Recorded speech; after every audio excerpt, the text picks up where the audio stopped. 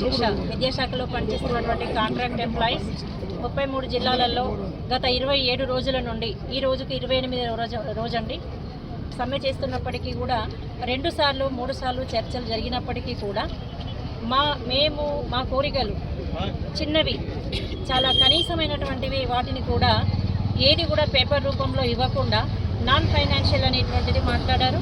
ఆ తర్వాత ఆ ఫైనాన్షియల్గా ఎలాంటి బెనిఫిట్ ఇవ్వకుండా ఫైనాన్షియల్గా కూడా ఎటువంటిదైనా మాటపూర్వకంగా కానీ రాతపూర్వకంగా కానీ మాకు ఏదీ రాలేదు.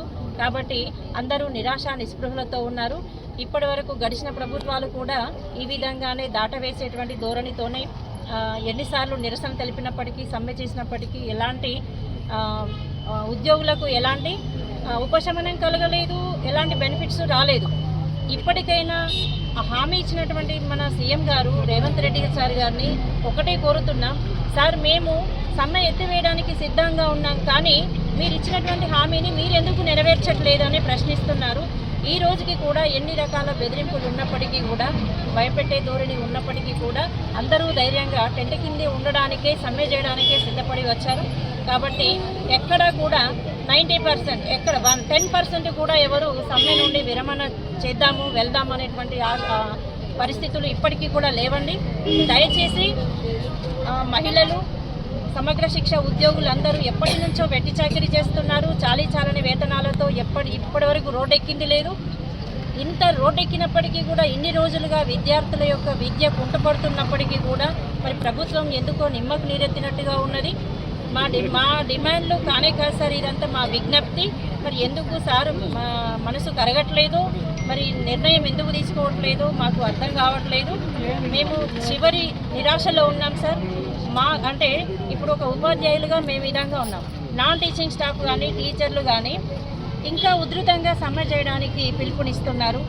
సమ్మె కొనసాగించడమే అనేటువంటిది గట్టిగా నిర్ణయం చేసుకొని చెప్తున్నారు. దయచేసి ఇప్పటికైనా కాలయాపన చేయకుండా ముఖ్యమంత్రి గారు స్పందించి వెంటనే మాకు పే స్కేల్ అమలు చేయాలని, కొంత టైం తీసుకున్నప్పటికీ కూడా 3 నెలలు లేదా 6 నెలలు గడువిస్తున్నారు. ఆ తర్వాత రెగ్యులరైజ్ చేసేటువంటి ఆలోచనలు చేయాలి. ప్రస్తుతం వెంటనే మాకు పే స్కేల్ ఇస్తున్నట్లుగా ప్రకటించాలని మేము కోరుకుంటున్నాం.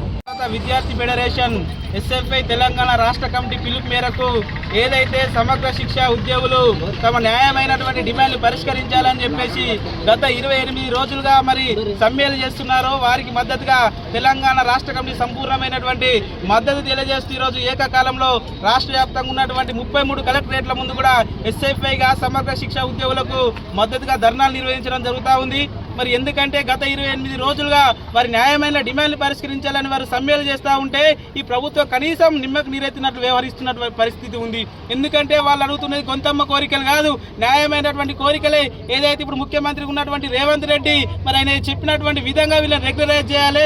గతంలో ముఖ్యమంత్రి కాకముందు టీఆర్ఎస్ హయాంలో కూడా వీళ్ళు ధర్నా చేసినప్పుడు మరి స్వయాన అప్పుడు ఉన్నటువంటి రేవంత్ రెడ్డి వెళ్ళి మరి వరకు మా అధికారంలోకి వచ్చిన తర్వాత మరి రెగ్యులరైజ్ చేస్తాం, మీ సమస్యలన్నీ పరిష్కరిస్తామని చెప్పి ఈ రోజు అధికారంలోకి వచ్చి ఇన్ని రోజులు గడుస్తూ ఉన్నాయి.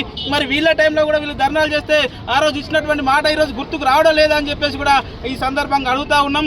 అదే విధంగా ఇక్కడికి వచ్చినప్పుడు ఎమ్మెల్యే ఆది శ్రీనివాస్ గారు కావచ్చు, పొన్నం ప్రభాకర్ గారు కావచ్చు, ఇక్కడికి వచ్చినటువంటి సందర్భంలో వీళ్ళు వినతి పత్రాలు ఇచ్చి సమస్యలు పరిష్కరించాలని రెగ్యులరైజ్ చేయాలని చెప్తే మరి మాటపూర్వకంగా చెప్తున్నారా తప్ప ఏ ఒక్కరు కూడా జియో అనేటువంటి విడుదల చేయడం లేదు. మరి వెంటనే వీళ్ళని రెగ్యులరైజ్ చేయాలని చెప్పేసి కూడా వీళ్ళ శాఖల్లో ఉన్నటువంటి ప్రతి ఒక్కరు రెగ్యులరైజ్ చేయాలని చెప్పేసి కూడా ఆ డిమాండ్లని పరిష్కరించాలని చెప్పేసి కూడా ఎస్ఎఫ్ఐగా మేము డిమాండ్ చేస్తూ ఉన్నాం. లేని ఏడల ఎందుకంటే వీళ్ళందరూ ఇక్కడ సమ్మెలో ఉండడం ద్వారా పాఠశాలల్లో విద్యార్థులు చాలా వరకు కూడా వాళ్ళు లాస్ అవుతున్నటువంటి పరిస్థితి ఉంది. మరోవైపు పరీక్షలు రాబోతూ ఉన్నాయి కాబట్టి విద్యార్థుల భవిష్యత్తును కూడా దృష్టిలో ఉంచుకోవాల్సినటువంటి అవసరం ఉంది. వీళ్ళ సమస్యలు పరిష్కరించినట్టయితే వీళ్ళు వెంటనే విధుల్లో చేరి వాళ్ళ పాఠశాలలో మెరుగైన విద్య అందించడానికి అవకాశాలు ఉంటాయి. కాబట్టి మరి వెంటనే వీళ్ళ సమస్యలు పరిష్కరించాలి, మరి జీవో వెంటనే విడుదలయ్యాలని చెప్పేసి ఎస్ఎఫ్ఐగా డిమాండ్ చేస్తూ ఉన్నాం. లేని ఏడల ఎస్ఎఫ్ఐగా రాబోయే రోజుల్లో వీళ్ళ సమస్యల పరిష్కారం అయ్యేంత వరకు ఉద్యమాలు ఉధృతం చేసి మరింత కూడా ముందుకు తీసుకెళ్తామని చెప్పేసి కూడా ఈ సందర్భంగా డిమాండ్ చేస్తూ ఉన్నాను. నా పేరు మల్లార ప్రశాంత్, ఎస్ఎఫ్ఐ రాజన్న సిరిసిల్ల జిల్లా కార్యదర్శి.